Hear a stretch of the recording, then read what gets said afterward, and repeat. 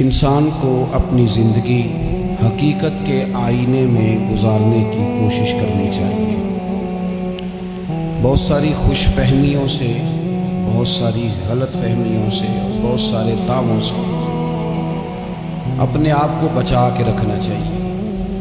اللہ تعالیٰ کی رحمت پر امید رکھنا، نبی پاک صلی اللہ تعالیٰ علیہ وسلم کی شفاعت کی امید رکھنا، نیک اور صالحین کی نسبت کی امید رکھنا، یہ برا نہیں، یہ بڑا ہی بہترین ہے، یہ بڑا ہی خوبصورت عمل ہے، اس کی بہت ساری برکات ہیں۔ لیکن کسی غلط فہمی کا شکار ہو جانا اور یہ ساری امیدیں وابستہ کر کے یا ان ساری باتوں کو پیش نظر رکھ کے بے عمل ہو جانا، اپنی زندگی کو امور خیر سے پیچھے کر لینا، یہ نہ صرف یہ کہ قابل تحسین نہیں بلکہ یہ قابل توجہ ہے، اس کی اصلاح کی ضرورت ہے۔ قرآن مجید سورہ بقرہ سے جو آیہ کریمہ میں نے تلاوت کی ہے، اس میں اللہ تبارک و تعالیٰ نے اسی بات کا ذکر اہل یہود کے لیے فرمایا ہے۔ یہودی جگہ جگہ قرآن مجید بتاتا ہے کہ کہیں کہتے تھے کہ ہم اللہ کے بیٹے ہیں، معاذ اللہ، اللہ کے بڑے پیارے ہیں، ہمیں تو تھوڑے دنوں کے لیے عذاب ہوگا، بڑی جلدی ہمیں معاف کر دیا جائے گا۔ وہ بڑی لمبی چوڑی خوش فہمیوں کا اظہار کرتے اور بڑے بڑے دعوے کرتے۔ پھر چلتے چلتے انہوں نے ایک اور دعویٰ کر دیا، کہنے لگے کہ آخرت کا گھر تو صرف ہمارے لیے ہے، جنت میں صرف یہودی جائیں گے اور کوئی نہیں جائے گا۔ اللہ تبارک و تعالیٰ نے ان کے اس دعوے کا ذکر فرمایا ہے۔ یہ دیکھیں دعویٰ کتنا بڑا ہے کہ آخرت کا گھر تو صرف ہمارے لیے، فقط ہمارے لیے۔ مسلمان یہ دعویٰ نہیں کرتے۔ نبی پاک صلی اللہ تعالیٰ علیہ وسلم نے جب اس بات کا اظہار کیا ہے تو اس طرح کیا ہے، فرمایا جنتیوں کی 120 صفیں ہوں گی اور 80 میری امت کی ہوں گی۔ لیکن یہ بھی فرمایا کہ باقی لوگ بھی تو ہوں گے نا، ان کی 40 صفیں ہیں لیکن جنت میں دوسرے پچھلے لوگ بھی موجود ہوں گے۔ یہ دعویٰ نہیں کیا کہ صرف مسلمان جائیں گے، ان سے پہلے جو نبی اور ان کی ایماندار اور نیک امتیں گزری ہیں ان میں سے کوئی جنت میں نہیں جائے گا، یہ نہیں فرمایا۔ لیکن یہ اس طرح کے دعوے بعض لوگ کرتے ہیں اور سنائی دیتے ہیں۔ تو یہودی بھی یہ کہا کرتے تھے کہ جنت تو خالص ہمارے لیے اور کوئی نہیں جائے گا۔ تو اللہ کریم نے فرمایا قل ان کانت لکم الدار الاخرۃ عند اللہ خالصۃ من دون الناس۔ اے محبوب علیہ السلام، آپ ان سے فرما دیں اہل یہود سے کہ اگر آخرت کا گھر اللہ کے نزدیک باقی سب لوگوں کو چھوڑ کے خالص تمہارے لیے ہی ہے، سب کو چھوڑ کے صرف تمہارے لیے ہے آخرت کا گھر، تو فتمنوا الموت، تو پھر جنت میں تو مر کے جانا ہے نا، لہذا موت کی تمنا تو کرو۔ پھر کہو نا یا اللہ ہمیں موت دے تاکہ وہ جو تو نے ہمارے لیے اتنی بڑی چیز بنائی ہے ہم اس سے استفادہ کر سکیں۔ پھر تم موت کی تمنا کرو ان کنتم صادقین، اگر تم سچے ہو۔ لیکن رب فرماتا ہے وَلَن يَتَمَنَّوْهُ أَبَدًا بِمَا قَدَّمَتْ أَيْدِيهِمْ، یہ کبھی بھی موت کی تمنا نہیں کریں گے، انہیں پتہ ہے جو انہوں نے کمائی کر کے آگے بھیجی ہے۔ یہ موت کی دعوے کریں گے کہ جنت میں صرف ہم ہی جائیں گے، لیکن کبھی بھی موت کی تمنا، یہ کبھی موت کی تمنا نہیں کریں گے، اس لیے کہ انہیں پتہ ہے کہ ہم نے آخرت کے لیے کیا۔ یہ جو بہت سارے لوگ کہتے ہیں نا میری نسبت اور میری بات اور بلے بلے سارا کچھ میں ہی ہوں، تو ان سے کہو پھر سارا پیسہ کوٹھی پہ ہی لگائے جاتے ہو، پھر تو جنت تمہارا انتظار کر رہی ہے، پھر یہاں اتنے خرچے کرنے کی تمہیں کیا مشکل پڑی ہوئی۔ قرآن مجید کہتا ہے یہ کبھی بھی موت کی تمنا نہیں کریں گے، ان کو پتہ ہے جو اعمال انہوں نے کر کے بھیجے ہیں۔ واللہ علیم بالظالمین، اللہ ظالموں کو جانتا ہے، اللہ کو خبر ہے۔ میرے نبی پاک صلی اللہ تعالیٰ علیہ وسلم نے فرمایا اگر یہودی موت کی تمنا کرتے، جب ان سے کہا گیا تھا نا کہ اگر آخرت کا گھر خالص تمہارے لیے ہے تو موت کی تمنا کرو، اگر اس مقام پر وہ موت کی تمنا کرتے تو اسی وقت سارے مر جاتے، ختم ہو جاتا معاملہ۔ اگر تمنا کر لیتے، تمنا ہی نہیں کریں گے۔ خوش فہمیوں میں مبتلا ہونا، بڑی بڑی باتیں کرنا، بڑے بڑے دعوے کرنا، بڑے بڑے تذکرے کرنا، بڑی بڑی اعلانیہ گفتگو کرنا اور اپنے ہی خیال میں بڑا کچھ بن جانا، یہ سنجیدہ لوگوں کا طریقہ نہیں۔ میں نے کچھ آستانے اپنی آنکھوں سے دیکھے، وہ کہتے ہیں جناب ہمارے حضرت کی نسبت اور حضرت صاحب بیٹھے مسکرا رہے ہیں، اتنی دیدہ دلیری تو نہیں نہ ہونی چاہیے۔ آپ اپنے سامنے سارا کچھ اپنے آپ کو کہلوا رہے ہیں، شیخ ہلکا ہلکا مسکرا رہے ہیں، ان سے پوچھیں تو کہتے ہیں میں تو نہیں کہتا، تو آپ کہتے نہیں تو منع کیوں نہیں کرتے؟ آپ خوش فہمیوں میں، نعت کا کھڑا ہوا ہے تو اس نے نسبت کی بات شروع کیا تو اللہ جانے وہ کدھر کا کدھر پہنچ گیا ہے۔ میں کہتا ہوں کون انکار کر رہا ہے نسبت کے فیض کا؟ کون منکر ہے؟ یہی تو باعث نجات ہے ہمارے لیے امیدیں، لیکن یہ کہ خوش فہمی میں مبتلا ہو جانا اور اس طرح کے بڑے بڑے دعوے کرنا، اور پھر بہت ساری خوابیں آتی ہیں لوگوں اور خوابوں کی بنیادوں پر بڑا کچھ بنتا ہے۔ تو میں کہتا ہوں جناب خواب میں تو میں کہہ دوں آپ سے خواب میں کہ میں رات کا صدر بن گیا ہوں تو آپ کو کوئی اعتراض ہے؟ میں خواب میں بنا ہوں، آپ کو اس میں کیا اختلاف؟ حقیقت کی زندگی میں آئیں، حقیقت کی زندگی میں جتنے لوگ نیک ہیں، پرہیزگار ہیں، دعویٰ ہے غلامی کا، دعویٰ ہے نسبت کا، فلانی شے کا، تو پھر بھئی آپ نے اتنا مال کاہے کو جمع کر لیا؟ پھر یہ کاریں، یہ بنگلے، یہ کوٹھیاں، یہ جائیدادیں، یہ جلسوں کی فیسیں، یہ نعتوں کی فیسیں، یہ کس لیے؟ پھر تو آخرت آپ کے لیے سجی ہوئی ہے، سنوری ہوئی ہے، پھر تو آپ اس طرف توجہ کریں۔ حقیقت پسندی کا مزاج جب تک قوموں میں نہیں آتا، قومیں اتنی دیر تک اپنی روحانی، اخلاقی اور کردار کی بلندی نہیں حاصل کر پاتی۔ تو موت کی تمنا، یہاں ایک بات اور سن لیں، شریعت اسلامیہ کے اندر مصیبتوں سے گھبرا کر موت کی تمنا کرنا منع ہے۔ کوئی شخص کسی مشکل میں ہے، بیماری میں ہے، تکلیف میں ہے، دکھ میں ہے، تو موت کی تمنا کرے کہ اس بیماری سے تو مر جاؤں تو اچھا ہے، تو یہ منع ہے اس کے لیے۔ ہمارے ہاں کچھ لوگ لا علمی کی بنیاد پر چھوٹا سا جھگڑا گھر میں ہوا، وہ کہتے ہیں میں تو اللہ سے دعا کرتا ہوں میں اب مر ہی جاؤں۔ بھائی آپ اتنی سی بات نہیں سہ سکے اور آپ نے اتنی سی بات پر اتنی بڑی بات کر دی کہ میں اب چلا ہی جاؤں، اور یہ جھگڑوں کے اندر عام لوگ کہہ دیتے ہیں یہ منع ہے۔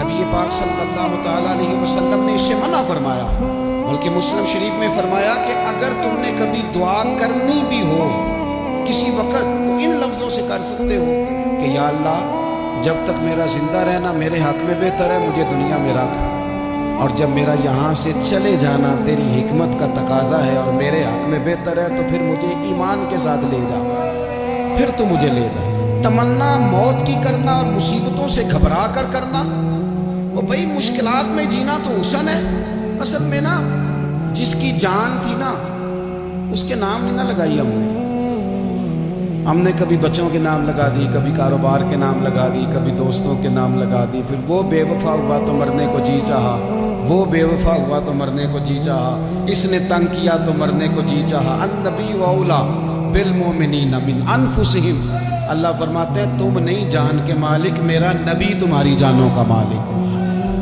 جان پاوے نہ جان میرے محبوبہ، میں تے لگیاں توڑ نہ بھیساں، رات تیرے وچ رول کے مرساں، تے قدم نہ پیچھا ہٹے ساں، شہر تیرے دے ٹکڑے منگ ساں، تے تیرے کتیاں دے قدم چمے ساں، آزم اے جان امانت تیری، تو جدو منگ سیں میں پیش کرے ساں۔ یہ تو کسی اور کی ہے، ہماری ہے نہیں۔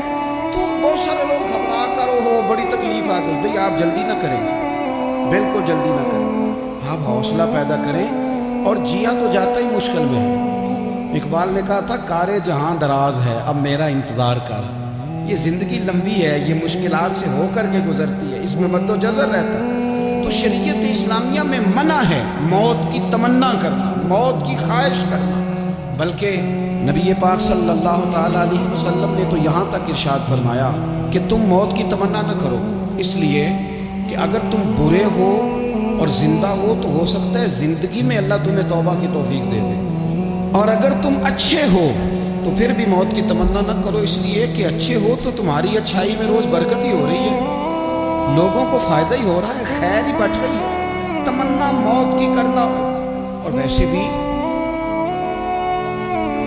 ना हम अपनी मर्जी से यहाँ आए हैं और ना मर्जी से जाने की कोशिश करनी चाहिए बात। ना अपनी मर्जी आए हैं ना अपनी मर्जी से कोई मरने की कोशिश करेगा तो खुदकुशी हराम है, और रब रसूल की मर्जी से मरेगा तो वो शहादत है। वो इस तरह की शहादत है कि जिसमें कहा मुर्दा कहना ही नहीं, ये तो जिंदा है इसलिए कि मेरे नाम पे मर गया। तो मौत की तमन्ना करना या इस तरह का रवैया मना है। अलबत्ता ये जो यहूद का काम था, इनका जो लहजा था, अल्लाह फरमाते हैं ये तो हजार साल उम्र मांगती हैं तो जाना ही नहीं चाहते। कुछ लोग लंबी उम्र के हरीस होते हैं, उसकी वजह ये होती है कि आखिरत के लिए काम नहीं किया, आखिरत पर उस तरह का यकीन नहीं, उस तरह का मिजाज नहीं, दुनियादारी का मिजाज बन गया। बहुत सारा माल जमा कर लिया, बड़े बंगले बनाए, इतनी मुश्किल दुनियादारी इकट्ठी की, अब छोड़ के मर जाएं। लोगों का मरने को दिल ही नहीं करता, कोई इरादा ही नहीं है, बिल्कुल नहीं दुनिया छोड़ना चाहते, मेहनत से इकट्ठी की है, इतने लाओ लश्कर बनाए हैं, अब कैसे छोड़ जाएं। कुछ लोग ऐसे हैं जिन्होंने गठड़ी बांध के रखी हुई है, उनको ज़्यादा वेट नहीं करना पड़ता, इसलिए कि उन्होंने कोई सामान बोकी नहीं कराया, तो जो है हैंड कैरी है। इसलिए लोग इंतज़ार करते रहेंगे और जनाब बिलाल अब्जी जन्नत में पहुंच भी जाएंगे। अभी मिज़ान अमल लगा होगा लेकिन हज़रत अबू ज़र ग़िफ़ारी जन्नत में टहलते हुए नज़र आ रहे हो। लोगों ने जमा नहीं ना किया, जितना माल ज़्यादा उतनी चेकिंग भी उसकी ज़्यादा, जितने बैग ज़्यादा, एयरपोर्ट पे उतना इंतज़ार भी ज़्यादा। हैंड कैरी वाले को कोई मसला असी किसी दे कुछ भी ना लगते ते ना कोई साडा दर्दी, भाई माल का है का तो हिसाब का है। मौला अली शेर खुदा करमल्लाहु ताला वजहुल करीम से किसी ने कहा हम गुंजाइशें तलाश करते हैं ना, और शरीयत की गुंजाइश इख्तियार करने में हरज भी कोई नहीं होता। शरीयत गुंजाइश देती है, माल जायज़ हो आपको तो आप उसको इस्तेमाल करें, बड़ा मकान बनाएं, बड़ी जायदाद खरीदें, बड़ी गाड़ी में सफ़र करें, महंगा मोबाइल खरीदें, अच्छे कपड़े पहने, कोई मना नहीं करता। लेकिन जो हुजूर का मिजाज है, जो सरकार ने अपने लिए पसंद किया, वो ये है कि सवेरे रोटी खानी है, शाम को फाका करना। तो हज़रत मौला अली शेर खुदा करमल्लाहु ताला वजहुल करीम से किसी ने कहा कि चलो जायज़ पैसे इकट्ठे कर लें, जायज़ तो जमा करना मना नहीं। तो हज़रत अली की बातें बड़ी हिकमतों वाली थी ना, तो एक जुमले में उन्होंने कई जवाब दे दिए। कहने लगे मियाँ माल हराम हो तो अज़ाब होता है, हलाल हो तो हिसाब होता है, लिहाजा हम दोनों काम ही नहीं करते, ना उधर जाते हैं ना इधर जाते हैं। जमा करने की हाजत क्या है? दुनिया इतनी सजा लेना, इतनी सवार लेना, बड़ा ठंडा एसी चलता है हमारे कमरों में, खुली आंखों से लोग बिस्तर से उठ नहीं पाते, आंखें खुल गई हैं, अलार्म बज गया है, लेकिन वो बहुत मज़े की पसंद की रोटी रात खाई थी, अपनी मर्ज़ी का खाना खाया था, पेट भर के खाया था, मर्ज़ी के मशरूबात पिए, ठंडे कमरे में आराम है, खुल गई है आंख, मोटे अलार्म ने आवाज़ दिया उठो। लेकिन ये गफलत है ना, दुनिया जमा कर ली है ना सारी। मैं आपको सही बताता हूँ, अगर ये सारी आसानियाँ ना हों, दिक्कतें हों, कुछ रात को हमें थोड़ा पसीना भी आए तो बार बार आंख खुले, ये मच्छर कभी न सोने दे तो बार बार आंख खुले, ये तन आराम पसंद ना हो तो कुछ उठें, कुछ रात को गर्मियों की छोटी रातों में भी तहज्जुद पढ़ी जा सके। लेकिन इकबाल कहते हैं लहू मुझको रुलाती है जवानों की तन आसानी, ये तन आसान हो गया, मिजाज नहीं रहा हमारा, हमें आराम चाहिए, सुकून चाहिए। आप यकीन करें कभी कभी मैं हैरान होता हूँ, रोना आता है अपनी अगली नस्ल पर, रोना आता है, रोना आता है। यानी बच्चे मदरसे में पढ़ने वाले, क्योंकि वो एसी वाले घर से उठ के आते हैं, मदरसे में पढ़ने वाले बच्चे कहते हैं जनाब वो कुछ गर्मी ज़्यादा है तो मेरी कुछ तबीयत बर्दाश्त नहीं करती, तो मेरी अम्मा ने कहा था 4 छुट्टियाँ ले लो, ये मौसम ठीक हो जाएगा तो फिर से तालीम हो जाएगी। तो गौर से चेहरे देखते हैं तो हम कहते हैं यार अगर कल को हमें जहाज पर जाना पड़ा तो हम लोग जाएंगे, हम मैदानों में निकलेंगे, हम वो लोग हैं जो सख्तियाँ बर्दाश्त करेंगे, ये वाले लोग हैं जो मैदान में जाएंगे, जो 1 मिनट के लिए इतनी दुनिया जमा कर ली, मरने को जी नहीं चाह रहा। हज़रत शाह फरीदुद्दीन अत्तार रहमतुल्लाह अलैह कहते हैं मैं बड़ा महंगा कारोबार करता था, इत्र बेचता था। महंगा कारोबार है ना, अरब शरीफ के अंदर आप जाएं तो जहाँ सोने वाली दुकान होती है उसके साथ खुशबू वाली दुकान होती है, मक्का मुकरमा में देख लें, मस्जिद नबवी में देख लें, महंगा कारोबार है। और अब मेरा बिजनेस था, कारोबार था। तो आप फरमाते हैं कि एक दिन एक बुजुर्ग आ गए, उन्होंने एक शीशी देखी, खुशबू सूंघी, दूसरी, तीसरी, चौथी, अच्छे सेलमैन आगे बढ़ के खुद कहते हैं आपको क्या चाहिए। मैंने भी कहा बाबा जी क्या चाहिए मुझे बताएं, क्या देख रहे हैं? तो बाबा जी बड़े धीमे ठंडे और हौसले वाले लहजे में कहने लगे, पुत्र देख रहा हूं तेरी जान बड़ी मुश्किल से निकली। तो मैंने कहा वो क्यों? कहने लगे इतनी महंगा महंगा तूने माल जमा किया है, कभी मरने लगेगा तो ये याद आएगा, कभी वो याद आएगा, कभी सादा कर ले, इसको सादा कर ले, कभी उस सोसाइटी वाला प्लाट याद आएगा, कभी उधर वाला याद आएगा, कभी लाहौर वाला याद आएगा। कहाँ मरने को जी चाहता है। और फिर एक और धोखा है, मैं बच्चों के लिए कर रहा हूँ। बच्चों के नाम तो एक धेला भी नहीं, वो तो सारा आपके अपने नाम है। ऐसे ही बहाना बनाया हुआ बच्चों, किस बच्चे के नाम? बच्चे ने तो 50 दफ़ा कहा है कि वो एक दुकान बेच दो, मैंने काम करना है। तो अब्बा कहता मरांगा तो तां बिकेगी। कहाँ बच्चों के? कौन कहता है बच्चों के? ये तो ख्वाहिशात हैं जिन पर हमारा अपना कब्जा है, हर कुंजी तो हमारी जेब में। कौन कह रहा है? वो तो कभी जाके मिलेगा उनको जब मौका आएगा। तो कहा ये इतना माल जमा किया है तुम, पुत्र तेरी जान तो मुश्किल से निकलेगी। तो कहते हैं मैं दुनियादार था, दुनियादार को नसीहत करें तो वो गुस्सा करता है, तंज करता है। कहते मुझे गुस्सा आया तो मैंने झट से कहा, लोग कहते नहीं तू अपनी कब्रें जाना है तो मैं अपनी, कहते मैंने झट से कहा, मैंने कहा बाबा मेरी जान तो मुश्किल से निकलेगी तो तेरी कैसे निकलेगी? कहते हैं बाबा जी कहने लगे पुत्र इधर आ ना जरा। तो मैं काउंटर के ऊपर से होके बाबा जी के पास आया। वो मेरी दुकान के फर्श पे लेटे, काबे को मुंह किया, कलमा पड़ा और उनकी रूह परवाज कर गई। अरश फरश्ते बांगा मिलियां, मक्के पै गया शोर, बुल्ले शाह असी नहीं मरना, इत्ते मर गया ही कोई होर, नाले वारस शाह वो कदों मर दे जिन्हां कीतियां नेक कमाइयां। कहा ये देख लो मर गए, बस इतनी काम था, तैयारी है। इमाम गजाली का आखिरी वक्त था ना, तो उन्होंने वुजू किया, गुस्ल किया, खुशबू लगाई, अपने हाथों से चादर बिछाई, फिर तकिया रखा, फिर लेटे, फिर हुजूर पे दुरूद पढ़ा और फिर कहने लगे रब अगर तेरी मर्जी है तो गजाली भी तेरा तैयार है। बस ये जुमले जुबान पे थे और रूह परवाज कर। मौत को समझे हैं गाफिल इख्तिताम जिंदगी, ये है शाम में जिंदगी फिर सुबह दवा में जिंदगी। अजीज भाइयों हमने ना बड़ी आसाइशें जमा कर दी, बड़ा कुछ अपनी अक्ल के जोर पर हमने इकट्ठा कर दिया। नहीं हमारा प्रोग्राम, किसी से पूछ लें सेहत कैसी है, उम्र अगर उसकी बड़ी ऊपर भी चली जा रही हो, अब तो खैर सालगिरह में आने का रिवाज हर जगह आ गया है। हमसे भी लोग पूछते हैं कि आप बताएं आप किस तारीख को पैदा हुए थे, तो मैं कहता हूँ कोई कारनामा सर अंजाम दे लेने दो फिर बता देंगे। अभी तो कुछ कर नहीं सके, कुछ बताएंगे तो कुछ दिन भी मना लेंगे। अभी तो लगता है कि बड़ा वक्त ज़ाया हो गया हमसे। तो अजीज़ भाई कोई नहीं कहता कि अब टाइम आ गया, शुगर हो गई है, ब्लड प्रेशर हो गया है, तबीयत ख़राब रहती है, फलाना मसला हो गया है।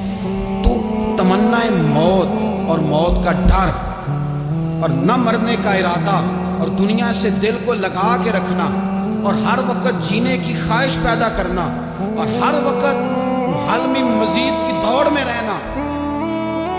वो लोग इसलिए तैयार रहते थे, दुआएं मांगते थे शहादत की कि उन्होंने ना दुनिया बनाई नहीं थी। हजरत उमर ने तो दूसरा कुर्ता नहीं पहना सारी जिंदगी, वो जो मकान आ रहा था वही चल रहा था, वो तो थोड़े पे कर्जा था उन पे, लेकिन हर नमाज के बाद सही बुखारी में मौजूद है वो दुआ मांगते थे, अल्लाहुम्मा अर्ज़ुक़नी शहादतन फ़ी सबीलिक, या अल्लाह ऐसा ना हो मैं तभी मौत चला जाऊं, मुझे अपने रास्ते में शहादत की मौत देना। हर नमाज के बाद दुआ मांगी जा रही, लेकिन शहादत वाली मौत, मौत की नहीं, शहादत वाली मौत, अल्लाहुम्मा अर्ज़ुक़नी शहादतन फ़ी सबीलिक। और मालिक मदीना छोड़ने को दिल नहीं करता, या अल्लाह शहादत की मौत देना और देना भी अपने नबी के शहर के अंदर, यहीं रहूं, यहीं मेरा मदफन बने। अल्लाह ने उन्हें मौका दिया। आप देखें ना इन लोगों का दिल करता था। हज़रत खालिद बिन वलीद रज़ी अल्लाह तआला अन्हु सारी ज़िंदगी मैदान में गुजारी, पूरे जिस्म में 1 इंच जगह बाकी नहीं थी जहाँ जख्म ना हो, सारी ज़िंदगी मैदान में रहे, लेकिन आखिरी वक्त रोते थे, फरमाते थे उसकी बेनियाजी देखो, मैं शहादत के लिए मैदान में रहा लेकिन शहादत मेरा मुकद्दर ही नहीं थी। और फिर आखिरी वक्त भी फरमाया मेरा घोड़ा, मेरे कपड़े, मेरी ज़िरा, मेरी तलवार ये किसी मुजाहिद को दे देना, चलो मैं अब जहाद में नहीं हूँ तो मेरा सामान तो जहाद में रहे, किसी मुजाहिद को देना। उन लोगों ने जितनी मेहनत محنت کی نا مرنے کے بعد کے لیے کی، مرنے کے بعد کے لیے زندگی کا جو دوسرا پل ہے اس کے لیے کوشش کی، وہاں انہوں نے صدقات جمع کرائے، خیرات جمع کرائے، عبادات جمع کرائیں، حسن اخلاق جمع کرایا، اچھا سلوک جمع کرایا، انہوں نے آخرت کے بینک میں ڈھیروں مال جمع کرایا، وہاں ان کے مکان بک ہوئے، جنت میں ان کے نام کی بڑی بڑی جگہیں اللہ تبارک و تعالیٰ کے فضل سے طے کی گئی، تو پھر انہیں وہاں جانے میں کوئی دشواری بھی نہیں تھی، انہیں کوئی مشکل نہیں تھی، وہ تیار تھے، لیکن چونکہ ساری محنت ہی دنیا کے لیے ہے، وہ جو خاص ایک آخرت پر مسلمان کا ایمان اور یقین اور تیقن تھا اس طرف ہمارا مزاج نہیں۔ آپ دیکھیے حضرت ملک الموت اسرائیل علیہ السلام نا حضرت ابراہیم علیہ السلام کی روح قبض کرنے کے لیے حاضر ہوئے، تو کہا جناب چلیے آپ کی روح لینے آیا ہوں، تو حضرت ابراہیم علیہ السلام فرمانے لگے اسرائیل، یہ قاضی ثناء اللہ صاحب پانی پتی رحمۃ اللہ علیہ نے اس کو تفسیر مظہری میں لکھا ہے، حضرت ابراہیم خلیل اللہ علیہ السلام فرمانے لگے اسرائیل کیا کوئی خلیل بھی اپنے خلیل کی روح قبض کرتا ہے؟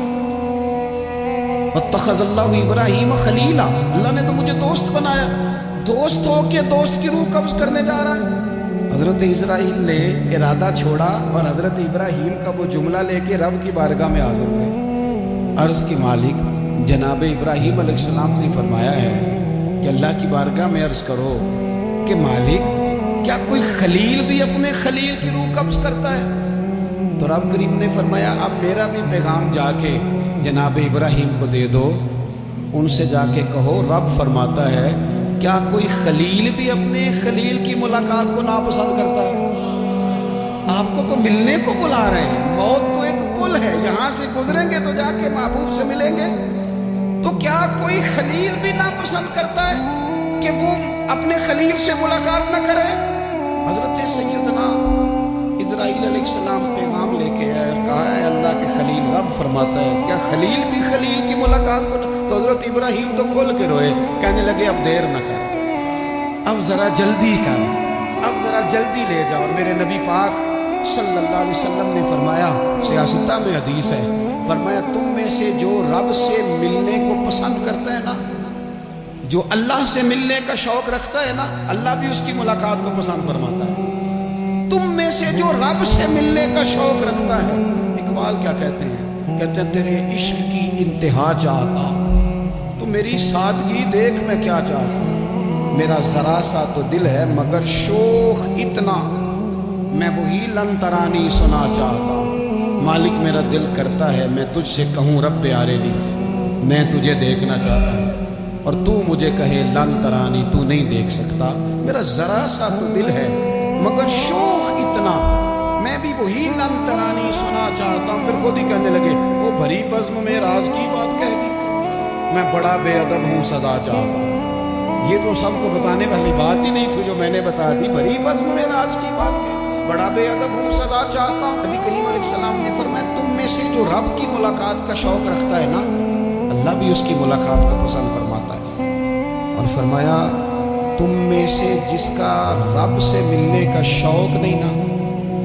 اللہ بھی اس کی ملاقات کو پسند نہیں فرماتا۔ یہ سیاستہ میں حدیث ہے، ایک دفعہ غور کر نہ لے، فلاں سے ملنے کو بھی جی چاہتا ہے، فلاں علاقہ دیکھنے کو بھی جی چاہتا ہے، فلاں کی ملاقات کو بھی جی چاہتا ہے، کبھی اس کو ملنے کو بھی جی چاہتا ہے جس نے بنایا ہے سارا کچھ، کبھی اس کی صحابہ تو تڑپ کے حضور کی بارگاہ میں آئے تھے نا، وَإِذَا سَأَلَكَ عِبَادِي عَنِّي فَإِنِّي قَرِيبٌ، تڑپ کے کہا تھا یا رسول اللہ صلی اللہ علیہ وسلم سالوں بیت گئے، سجدے کرتے، عبادت کرتے، روزہ رکھتے، حج کرتے، زکوٰۃ دیتے، اب دل کرتا ہے کبھی وہ ملے، کبھی اسے دیکھے، کبھی یہ حقیقت منتظر نظر آنا لباس مجاز میں، لاکھوں سجدے تڑپ رہے ہیں میری جبین نیاز میں، دل کرتا ہے ملنے کو۔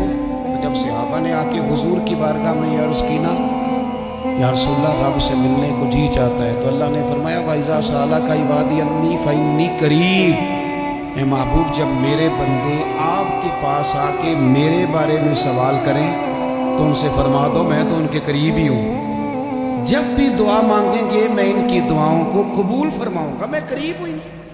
اپنے دل کے اندر شوق ہو، اللہ رسول کی طرف بڑھنے کا شوق ہو، مسلمان موت سے نہیں ڈرتا، لیکن صحیح بخاری اور صحیح مسلم میں حدیث ہے، نبی پاک علیہ الصلوۃ والسلام نے فرمایا آج ایک مسلمان 1000 کافر کو آگے لگا لیتا ہے اور کافر بھاگ جاتا ہے، ایک وقت آئے گا ایک کافر ہوگا اور 1000 مسلمان کو بھگا ڈالے گا۔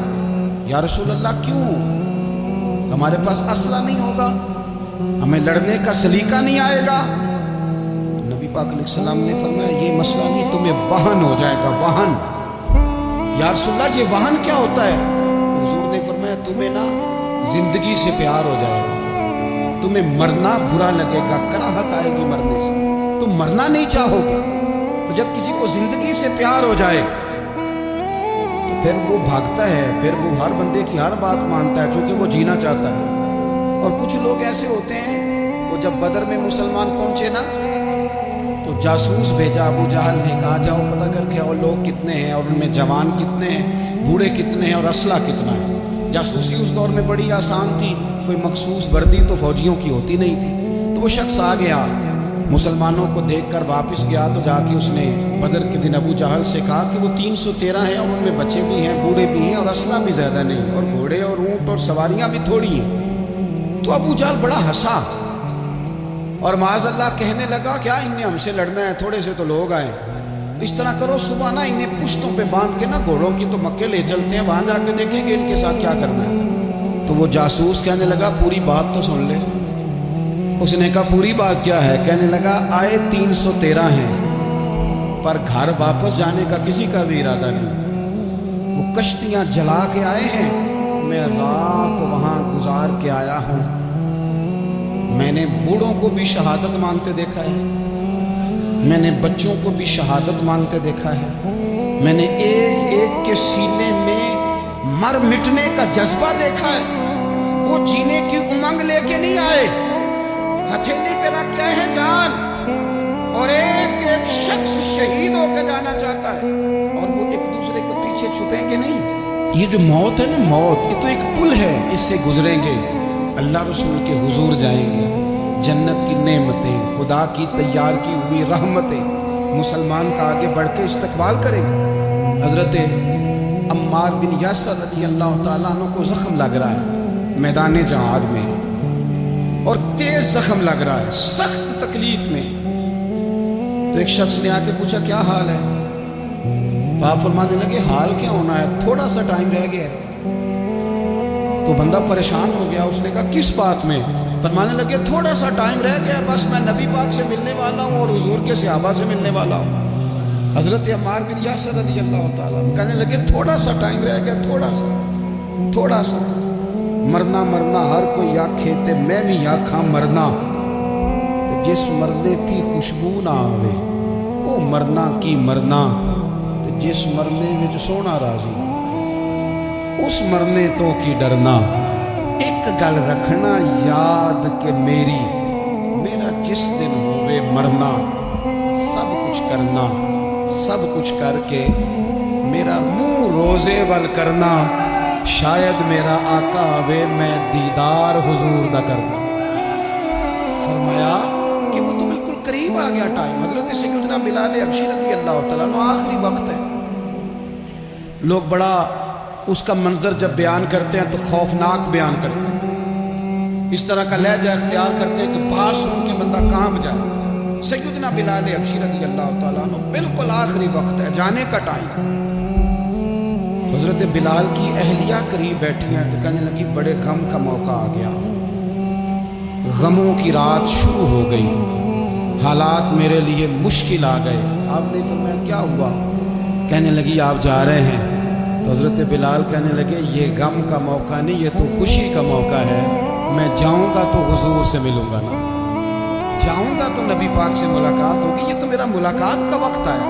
تو اپنی زندگی کے اندر انسان کچھ اپنی آخرت کے لیے کرے، کچھ زاد راہ جمع کرے، کچھ وہ تیاری کرے، کچھ اس کے پاس ایسے اعمال ہوں جس کی بنیاد پر اس کا رب رسول کی بارگاہ میں حاضری کو جی چاہے۔